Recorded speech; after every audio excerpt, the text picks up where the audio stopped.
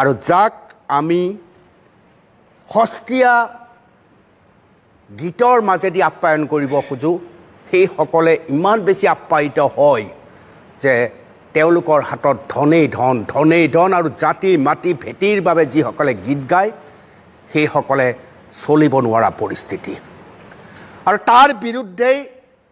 এই অনুষ্ঠানৰ মাজেদি আমি এক আন্দোলন আৰম্ভ কৰিছোঁ এই আন্দোলন এতিয়াৰ নহয় প্ৰিয় দৰ্শক 2015 চনত যেতিয়া ৰাজীৱ শদিয়াক লগ পাইছিলোঁ তেতিয়াও এই আন্দোলন চলিছিল আজিও এই আন্দোলন চলি আছে ইন্দ্ৰজিৎ ডলিয়া আৰু ৰাজীৱ শদিয়াৰ মাজত কোনো পাৰ্থক্য নাই এক প্ৰকাৰ ক'ব পাৰে ককায়েক আৰু ভায়েক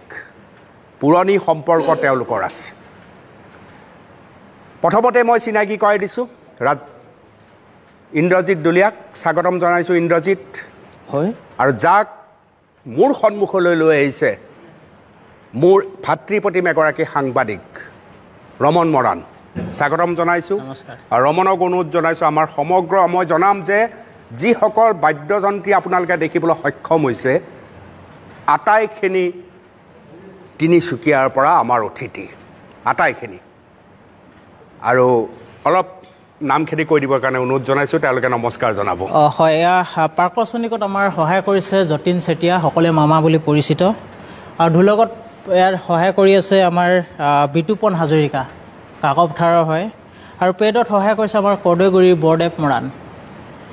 বাঁহীত সহায় কৰিছে আকাশদ্বীপ গগৈ শদিয়াৰ পৰা আহিছে আৰু এয়া ডেভিড তাঁতী কীবৰ্ডত সহায় কৰি আছে হয় ইয়াৰ ভিতৰত মোৰ এনেকুৱা লাগি আছে ৰাজীৱ শদিয়া অনুষ্ঠানত কোনোবা বাদ্যযন্ত্ৰী পোৱা যেন লাগি আছে মোক হয় ৰাজীৱৰ লগত কোনোবা বাদ্যযন্ত্ৰী আছিল নেকি সেই সময়ত ইয়াৰ ভিতৰত কোন আছে কেইজন তিনিজন হয় এফালে যতীন চেতিয়া আছে বৰদেৱ আছে আৰু আকাশদ্বীপ গগৈ শদিয়াৰ এটা আটাইতকৈ ডাঙৰ কথা তিনিগৰাকী বাদ্যযন্ত্ৰী আপোনালোকে দেখিবলৈ সক্ষম হৈছে তিনিজন বাদ্যযন্ত্ৰী সেই সময়ত ৰাজীৱ শদিয়াৰ সংগীতানুষ্ঠানৰ বাদ্যযন্ত্ৰী মই একদম হাত চাপৰি লগাইছোঁ আজি আমাৰ কাৰণে এটা ভাল দিন খুব সুন্দৰ দিন বহুত কথাই এওঁলোকৰ লগতো পাতিব পাৰিম কিন্তু প্ৰথমতে আপোনালোকক লৈ গৈছোঁ ইন্দ্ৰজিৎ ডলিয়াৰ সেই ঘৰখনলৈ য'ত সমগ্ৰ পৰিয়াল এই মুহূৰ্তটো অপেক্ষা কৰি আছে আপোনালোকক ইয়াৰ পৰাই মই সেৱা ধৰিছোঁ আৰু আজি আপোনাৰ গাঁৱৰ মৰম লগা ল'ৰাটো মোৰ লগত ষ্টুডিঅ'ত বহিছে গান শুনিম এবাৰ গৈ লওঁ ডুমডুমাৰ কৰ্দৈগুৰিৰ সেই গাঁওখনলৈ ইন্দ্ৰজিতৰ ঘৰলৈ হয় সুদীৰ্ঘ 20 বছৰৰ সংগীতৰ এই যাত্ৰাত তেওঁ এটা মনত হাবিয়াস পুহি ৰাখিছিল এদিন নহয় এদিন তেওঁ কোনোবা এটা টিভি চেনেলত লাইভ শ্ব'ত প্ৰগ্ৰেমত অংশগ্ৰহণ কৰিব আৰু এতিয়া সেই হাবিয়াস পূৰ্ণতা হোৱাৰ দিশে অৰ্থাৎ NK টিভিৰ দৃষ্টিগোচৰ হৈছে এইগৰাকী কণ্ঠশিল্পীৰ নাম ইন্দ্ৰজিৎ ডলিয়া এই মুহূৰ্তত ইন্দ্ৰজিৎ যিহেতু গুৱাহাটীলৈ যাব ওলাইছে আৰু গুৱাহাটীলৈ যোৱাৰ প্ৰাক মুহূৰ্তত এইদৰে এই পৰিৱেশ আমি দেখাই আছোঁ ইন্দ্ৰজিতৰ ঘৰৰ পৰা এই পৰিৱেশ আৰু এনেদৰে এতিয়া গাঁৱৰ ৰাইজে ইন্দ্ৰজিতক মঞ্চৰ বাবে আদৰণি জনাইছে প্ৰগ্ৰেমটোৰ বাবে শুভেচ্ছা জ্ঞাপন কৰিছে আৰু যে যেনেকৈ পায় 2 টকা অৰিহণা আগবঢ়াই সকলোৱে ইন্দ্ৰজিতৰ এই সংগীতৰ যাত্ৰাত অংশীদাৰ হ'ব বিচাৰিছে দেখা দিবা তুমি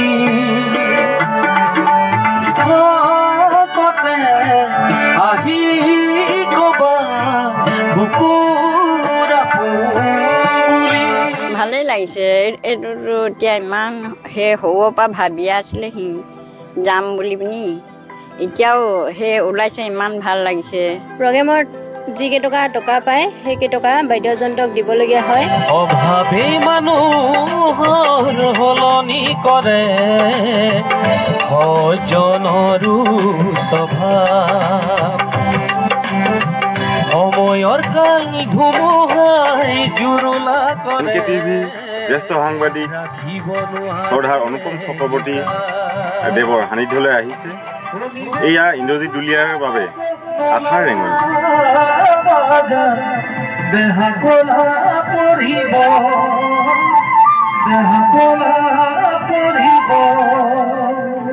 বানপানী হ'ল যে এককালে বুকু হ'ল ঘৰ ভিতৰত সেইকাৰণে আহিম ঘৰ আৰু থাকিবলৈ ঠাই নিবা সাগৰৰ মাজে কেনেকৈ থাকিবি কুকিল কণ্ঠ ইন্দ্ৰজিৎ দুলীয়া অসমৰ ৰাইজে শুনিলে গম পাব যে কিমান সুন্দৰ কণ্ঠ আৰু কিমান শক্তিশালী কণ্ঠ আৰু তেওঁৰ যিমানবিলাক গীত আছে বহুকেইটা গীত কৰি থৈছে আৰু বহু গীত তেওঁ লিখিতভাৱে ৰৈ গৈছে গতিকে এনে শক্তিশালী কণ্ঠবিলাকক আমি প্ৰচাৰ বিমুখ হোৱাৰ হেতুকে আজি তেখেতৰ ঘৰতে মৰহি যাবলগীয়া হৈছে আজি মানুহে নিজকে হেৰুৱাইছে আজি মানুহে নিজকে হেৰুৱাইছে মাথো বিচাৰে ধনৰ বিলাসিতা মাথো বিচাৰে ধনৰ বিলাসিতা হেৰুৱাইছে মানৱতা মুৰ্হুম তৰাই বহুতৰ মাজতে মুৰ্হুম তৰাই তোমাক ভালে লাগে আজি ইন্দ্ৰজিৎ দুলীয়াই কথা ক'ব কণ্ঠৰে গীতেৰে কথা ক'ব ইন্দ্ৰজিৎ আকৌ এবাৰ স্বাগতম জনাইছোঁ আৰু তোমাৰ ঘৰৰ যিটো পৰিৱেশ গাঁৱৰ যিটো অৱস্থা বোধ কৰোঁ প্ৰথম গীতটিৰ কাৰণ সেইটোৱে অকণমান গুণগুণাই দিয়া 2 লাইন মিউজিক নালাগে অভাৱী মানুহৰ সলনি কৰে সজ্জনৰো স্বভাৱ মোৰ এই গীতটি মোৰ জীৱনটোৰ লগত সঁচাকৈ খুব ধুনীয়াকৈ মিলি আছে আৰু এই গীতটি মই এইখিনিতে ক'ব লাগিব আমাৰ সকলোৱে মৰমৰ জনপ্ৰিয় কণ্ঠশিল্পী অজিত চেতিয়া দেৱলৈ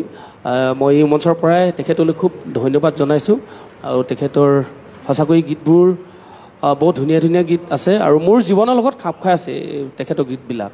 আজি কেনেকুৱা অনুভৱ হৈছে ইন্দ্ৰজিৎ অনুভৱ মোৰ প্ৰথম কথাই আপোনাক মোৰ বৰ আপোন লাগিছে আৰু যিদিনাখনৰ পৰাই মোৰ আপোন লাগিল যেতিয়াৰ পৰাই আপোনাৰ কথাবিলাক মোৰ বন্ধু সাংবাদিক ৰমন মৰাণৰ লগত হৈ আছিল তেতিয়াৰ পৰা সেইদিনাৰ পৰাই মোৰ আপোনাক আমাৰ কিবা বহুৰ আগৰ চিনাকি তেনেকুৱা অনুভৱ হৈ আছিল আৰু আজি সঁচাকৈ কাষত পালোঁ মই সপোন দেখিছোঁ নে মোৰ দিঠক মই নিজে ক'ব পৰা নাই আজি খুব ভাল লাগিছে আপোনাক কাষত পাই আৰু মোক গাঁৱৰ মানুহক কি ক'ব হয় চাই আছে তোমাক সমগ্ৰ গাঁৱৰ মানুহে আজি একেলগে চাই আছেনে টিভি কাৰোবাৰ ঘৰত টিভি আছে বৰ বেছি মানুহৰ ঘৰত নাই কিন্তু আজিকালি লাহে লাহে হৈছে আৰু মই এটা কথাই ধন্যবাদ জনাব লাগিব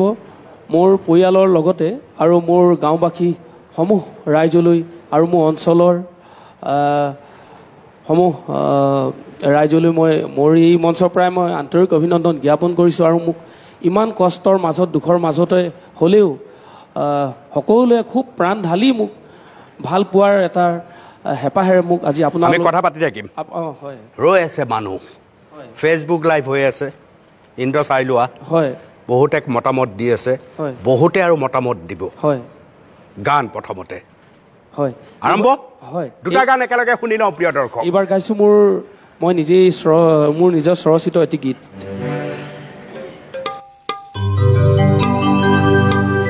এই জীৱনলে উচিনা ধুমুহা আহে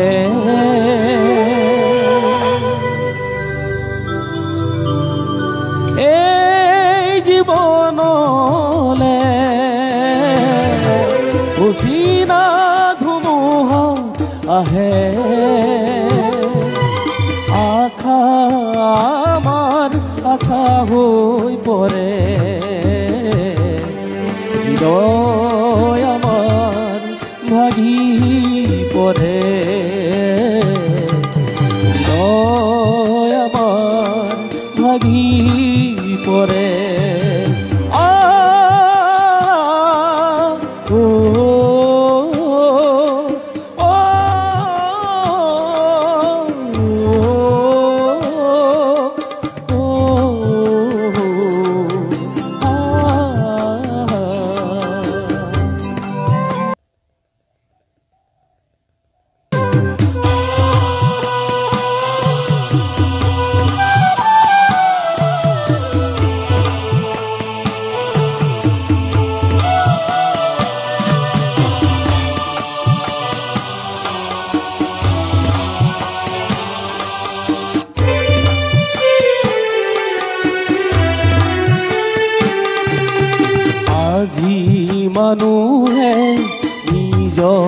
হেৰুৱাইছে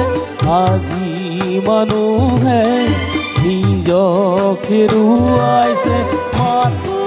বিচাৰে ধনৰ বিলাসিতা মাথো বিচাৰে ধনৰ বিলাসিতা হেৰুৱাইছে মানৱতা হেৰুৱাইছে মানৱতা এই জীৱনলে উচিনা ধুমুহা আহে এই জীৱনলে উচিনা ধুমুহা আহে আশা আমাৰ আশা হৈ পৰে